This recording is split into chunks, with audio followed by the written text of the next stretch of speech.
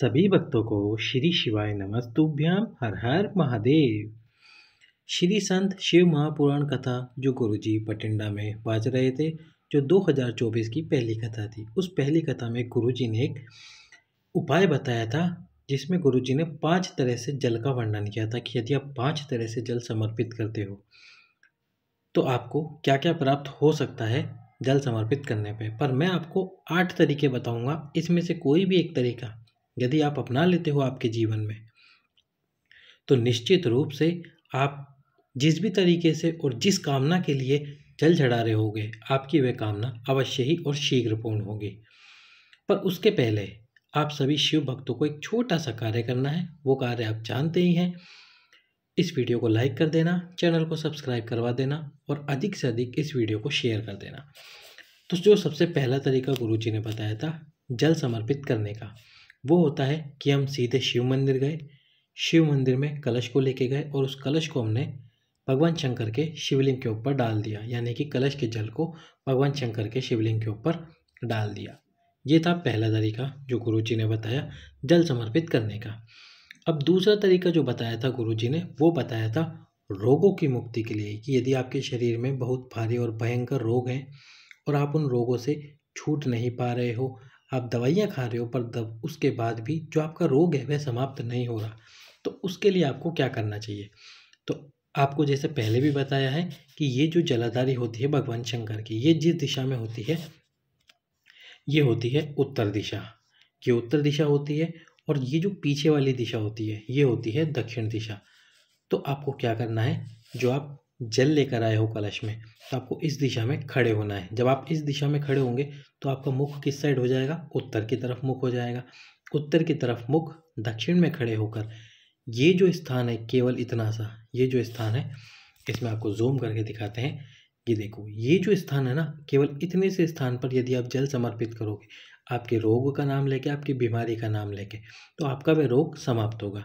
अब जैसे मान लो किसी माता बहन का पीरियड या रजस्वला धर्म बंद हो गया है, वो आ नहीं रहा, या उनको कोई समस्या है उनके रजस्वला धर्म में, तो जब आप जल चढ़ाओ रोग मुक्ति के लिए, आपके रोगों का स्मरण करते हुए, और जो जल शिवलिंग से नीचे गिरेगा उसी जल का आचमन कर लेना।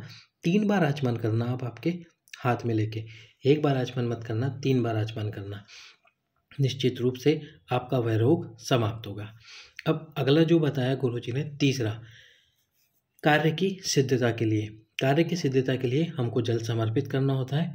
तो जो हम जल समर्पित करते हैं कार्य की सिद्धता के लिए, वो जल समर्पित करते समय जल हमको समर्पित करना शुरू करना होता है ये जो माता अशोक सुंदरी का स्थान है।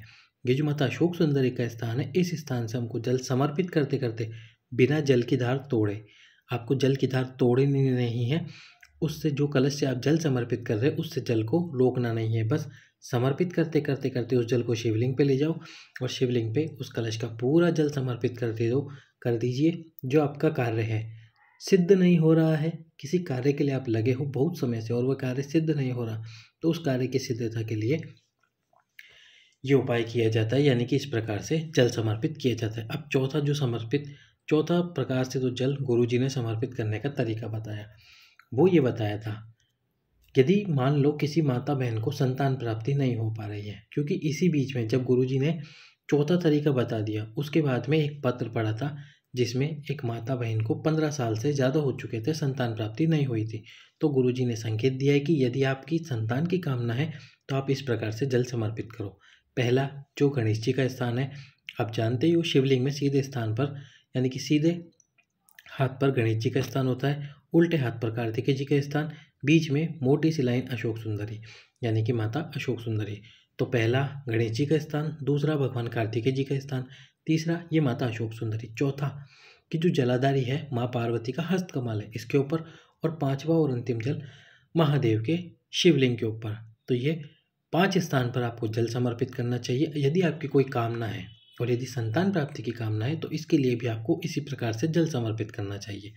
अब 5वां और अंतिम तरीका जो बताया गुरुजी ने जल समर्पित करने का, वो बताया था कि जो शंकर जी के शिवलिंग के ऊपर जलाधारी होती है, उस जलाधारी में आपको जल समर्पित करना है, और उस जलाधारी में से जल समर्पित करने के बाद में इसमें से जो कलश से आप जल समर्पित कर रहे हो उसमें थोड़ा सा जल बचाना है।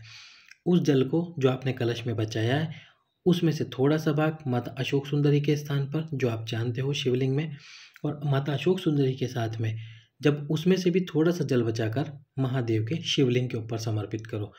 ये जो प्रकार का जल है, यानी कि इस प्रकार यदि आप जल चढ़ा रहे हैं तो इससे आपका कार्य सफल होगा। मान लीजिए आप घर से किसी कार्य के लिए निकले और आप चाहते हैं कि आपका ये कार्य सफल हो जाए, तो आप बाबा से प्रार्थना करके इस प्रकार से जल समर्पित करके जाइए।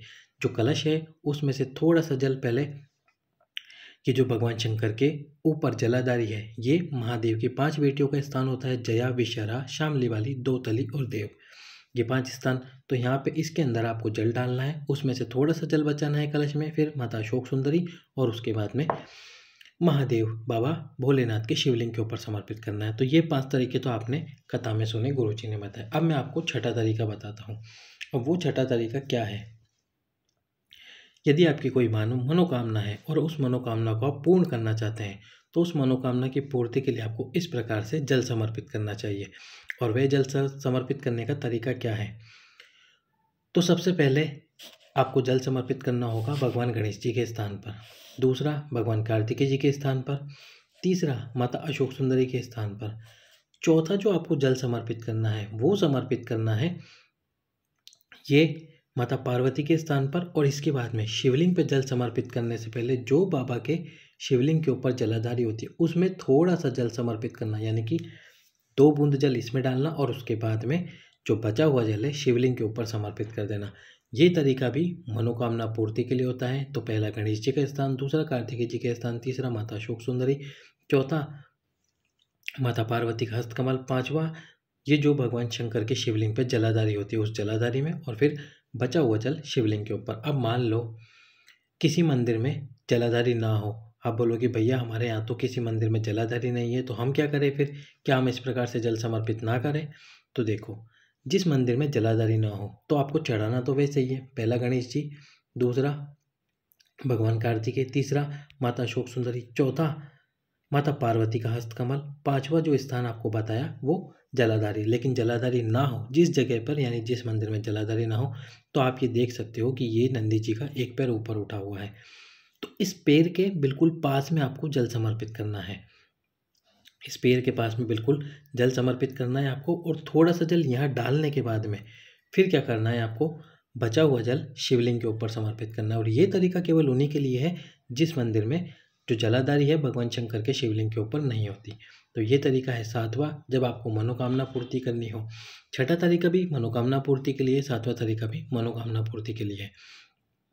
अब आठवां और अंतिम तरीका जो आपको बता रहे हैं, उस आठवें और अंतिम तरीके में आपको जल किस प्रकार से समर्पित करना है। ये जो तरीका है ना, इसमें आपको क्या करना है, केवल और केवल जल समर्पित करना है। यदि मान लो आप केवल और केवल जल समर्पित करने जाते हो, जो पूजन करने जाते हैं मैं उनके लिए बात नहीं कर रहा, जो केवल जल समर्पित करने जाते हैं भगवान शंकर के शिवलिंग पे, एक कलश लेके जाते हैं, उससे जल समर्पित करते हैं, तो अब आपको करना क्या है, उसी तरीके से जल समर्पित करना है। पहला गणेश जी, दूसरा कार्तिकेय जी, फिर माता अशोक सुंदरी, उसके बाद में माता पार्वती का हस्तकमल और फिर शिवलिंग। इसमें से पूरा जल शिवलिंग पे समर्पित नहीं करना, इसमें से आपको जल बचाना है। अब यदि मान लो आप रोग मुक्ति के लिए जल का आचमन करते हो, तो जो कलश में जल बचाया उसको साइड में रख दो, यानी उस कलश को साइड में रखो, और जो जल गिर रहा है शिवलिंग से पहले उसका आचमन कर लो।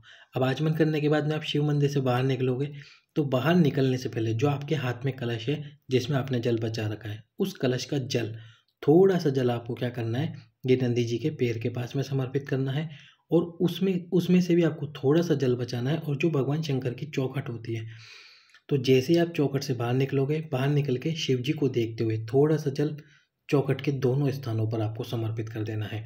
और ये जो जल आप समर्पित करोगे, इस जल को आपके मस्तक से लगा के जाना है। जैसे आपने जल समर्पित कर दिया, अब आपके हाथ को इस वाले जल वाले हाथ स्थान पर भी लगाना है और इस वाले स्थान पर भी लगाना है। जब हाथ में जल लग जाएगा तो उस जल से अपने मस्तक पर एक त्रिपुंड बनाना, और त्रिपुंड बना के फिर शिव मंदिर से बाहर निकलना। ये जो जल होता है ये कार्य की सिद्धता कराता है, मनोकामना की पूर्ति कराता है, यदि शरीर में कहीं भी रोग होता है उस रोग को समाप्त करता है।